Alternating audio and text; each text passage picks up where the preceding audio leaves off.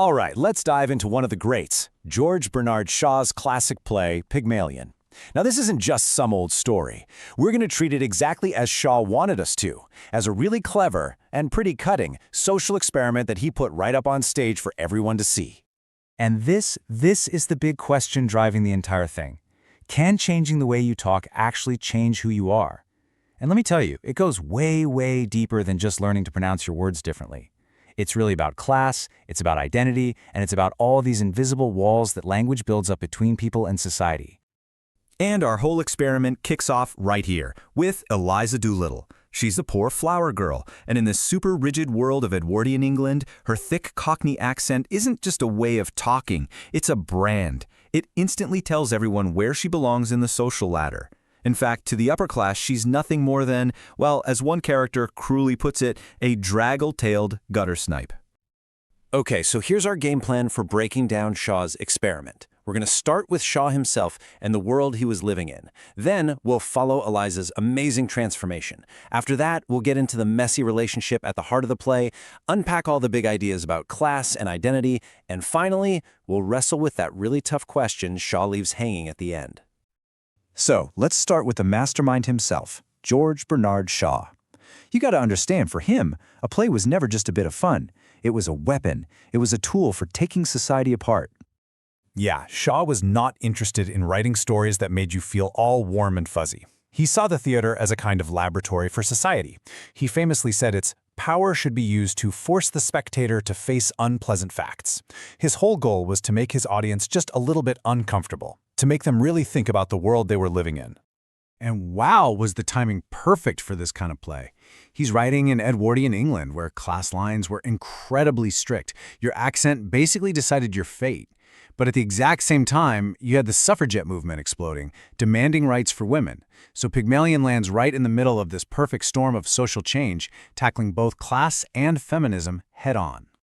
So with all that in mind, let's get to the main event, the experiment itself. How do you turn a Cockney flower girl into a proper lady? The whole story really plays out in 4 main stages. It all starts with a bet, a really arrogant, casual bet made by this genius phonetics professor, Henry Higgins, that leads to months of absolutely grueling, sometimes pretty cruel training, and then bam, the test. She totally nails it at a fancy party. But here's the thing. That's where Shaw's real story begins. The experiment is a success, but what about the person? What happens to her now? And that question brings us right to the explosive center of the play. This relationship between the creator, Professor Higgins, and his creation, Eliza. I mean, just look at the contrast between these two. You've got Higgins on one side. He's brilliant, sure, but he's also an arrogant, self-absorbed bully who sees people as science projects. To him, Eliza's just some squashed cabbage, a problem to be solved. But then you have Eliza. She's got this strength, this emotional intelligence that he completely misses.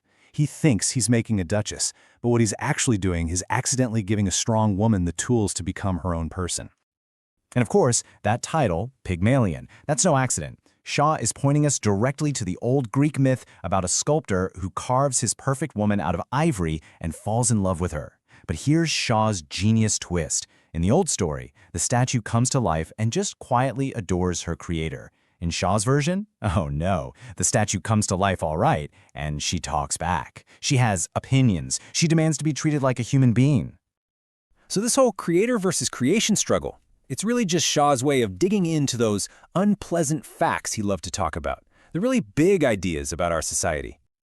Through this one story, Shaw is basically taking a hammer to some huge societal beliefs. He's saying, hey, social class isn't real. It's just a performance based on how you talk and act.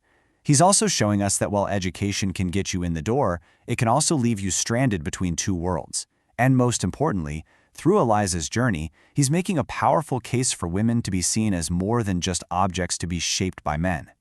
Think about it this way. Higgins and the world see Eliza as this rough, unpolished stone that needs to be carved into something beautiful, but they've got it all wrong.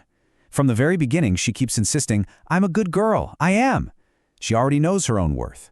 The transformation isn't about creating value in her, it's about chipping away all the prejudice and classism so the rest of the world can finally see the diamond that was there the whole time. Now, if you've only ever seen the musical, My Fair Lady, you are probably expecting a nice, neat romantic ending where everyone lives happily ever after. But that is not what Shaw wrote, not even close. He deliberately chose not to give his audience that easy satisfaction. No, Shaw leaves the ending totally open, and honestly, it's pretty unsettling. Eliza has been completely changed, but now she doesn't fit in anywhere. She's at this impossible crossroads. She's too posh for her old life selling flowers, but she doesn't have the money or the family name to fit in with high society. By walking away from Higgins, she's choosing a terrifying, uncertain independence. And that's Shaw's final punch. Social mobility isn't always a happy journey. It can be incredibly lonely. And so that's what Pygmalion leaves us with, this huge, timeless question. Who gets the final say on who we are? Is it the society that slaps a label on us the moment we open our mouths? Is it the people in our lives, our parents, our teachers, our bosses who try to shape us? Or, in the end, do we have the power, like Eliza, to smash the mold and decide for ourselves? It was a radical question back in 1913, and you know what? It's just as important for us to ask ourselves today.